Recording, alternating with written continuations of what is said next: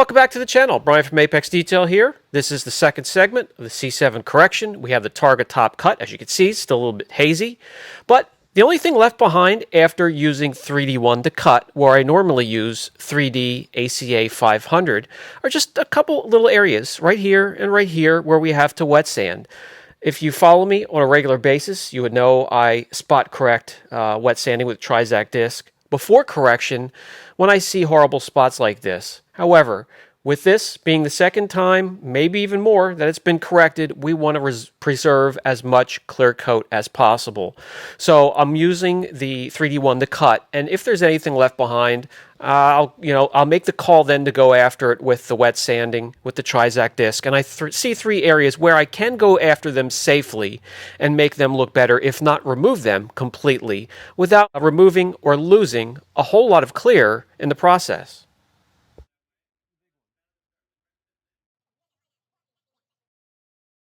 I'm sanding lightly, not a lot of pressure, and I'm just sanding till I see a little bit of the milky substance come up. That's clear coat. When it looks like a little bit of soapy water is coming up from the surface, you know you're finally reaching clear coat, and when we have it dried off, this is what these areas look like. It's been sanded very lightly just for improvement. Some of them, we have removed the imperfections. So let's move on to the polishing aspect. We're going to grab Total 1 Essence from TAC. Since we're going to be using a TAC coating, which is going to be the Climax Power Gloss Coat Climax from TAC Systems, we're going to team everything up together. And the Total 1 will act as a base or a foundation layer after doing a little bit of light polishing for this coating here, and we'll have many layers of protection when we are finished. By the way, Climax from TAC Systems is a top shelf coating. The video and the correction is not sponsored by them. I paid for this coating. It's a little pricey, worth every penny. Mason from TAC Systems, if you're watching the video, you can explain a little bit about the coating down below in the comments section and give its price and a link, and for those to look into. I highly recommend. It is a top tier 5-year plus coating.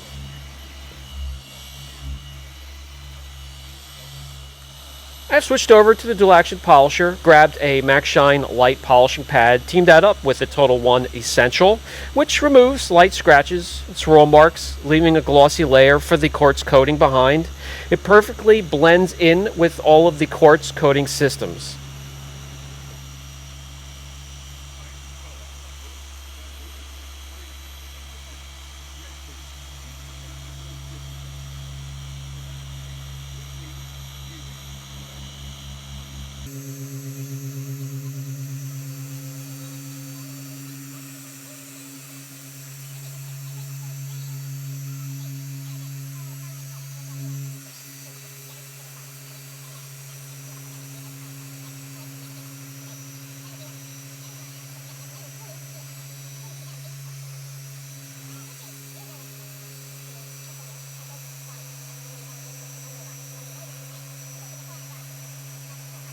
And that will do it. I'll remove the residue and we'll take a look, but that is as far as I'm going to take the clear down on the target top here.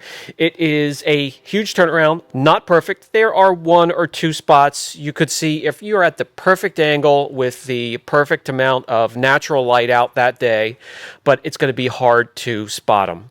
So we have the passenger side finished. We'll hop on over to the driver's side, get that cut and polished and matched up, work our way down the pillars, and work our way from the top of the car to the bottom and wrap this thing up.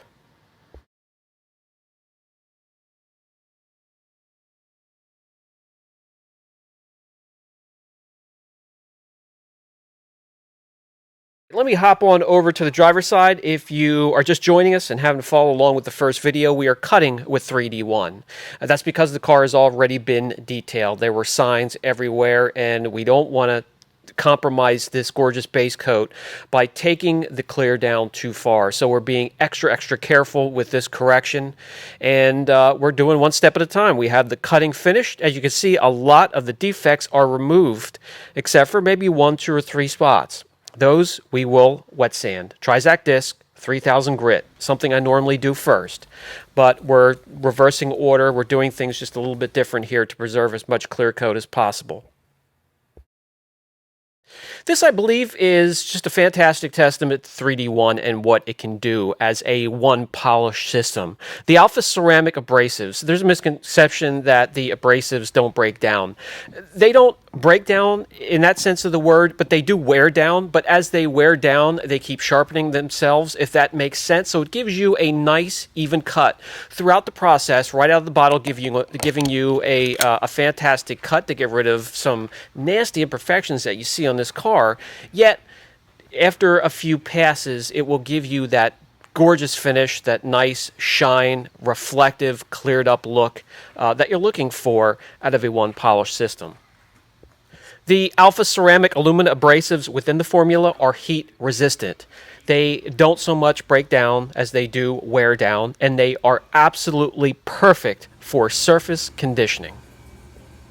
Okay, enough of that. Now that we have the target top cut and polished, we can clean up the little surprise and the present that the previous detailer left me with his overindulgence of polishes and compounds. For that, I'm going to use a Q-tip. You can get those in little makeup aisles in pharmacies and stuff like that. Dip it in either an IP solution or CarPro Multi-X or even Power Clean.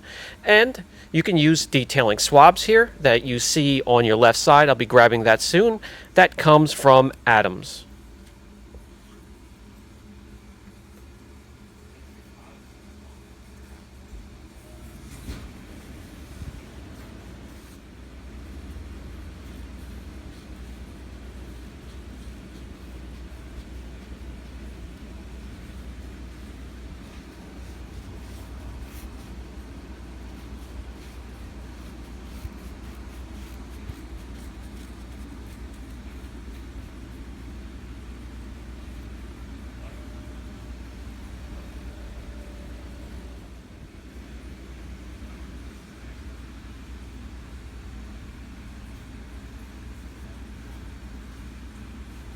All right, we're starting to get somewhere. The exterior and the surface and all the surrounding trim is starting to look respectable on this car again.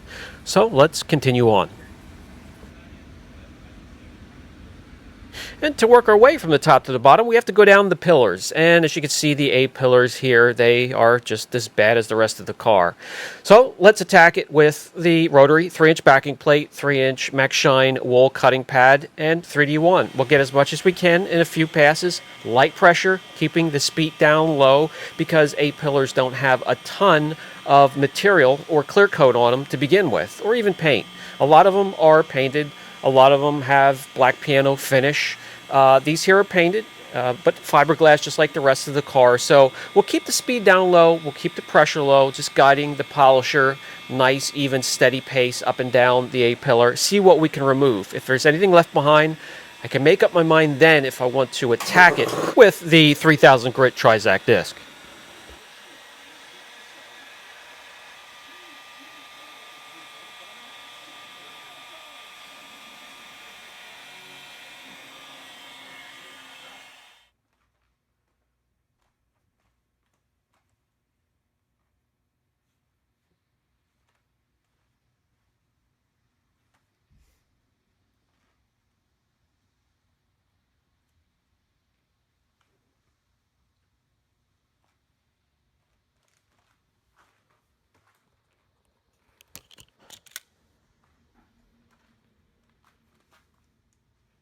That step there removed a lot of imperfections, except for a little cluster up here near the top. I'll get an angle so you can see.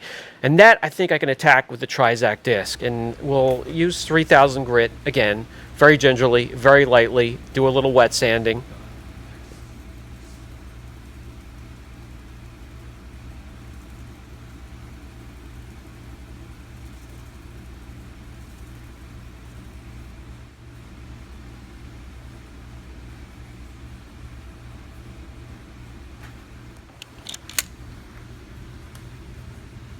That there is exactly where I want it. There's just a little trace, signature of that scratch left. And by the time we go over it with polish again, and then a finishing total essential, those will be completely gone. So let's get to it.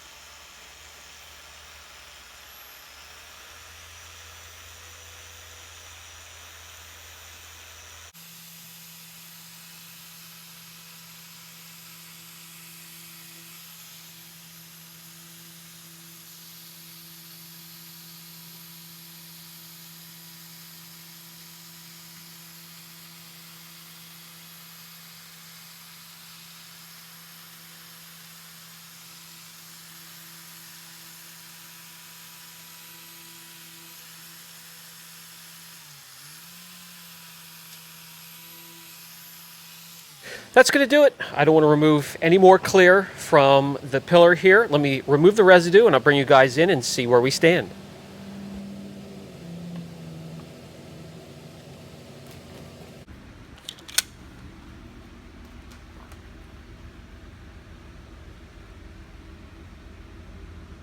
The only imperfection left is a tiny rock chip that I'll address later. So I'm going to repeat this process with all the pillars, front and back, and I'll get that done before we come into the third segment of this series here. If you're enjoying the content, like, subscribe, share, hit that notification bell. That'll let you know when we have new videos. This series will continue.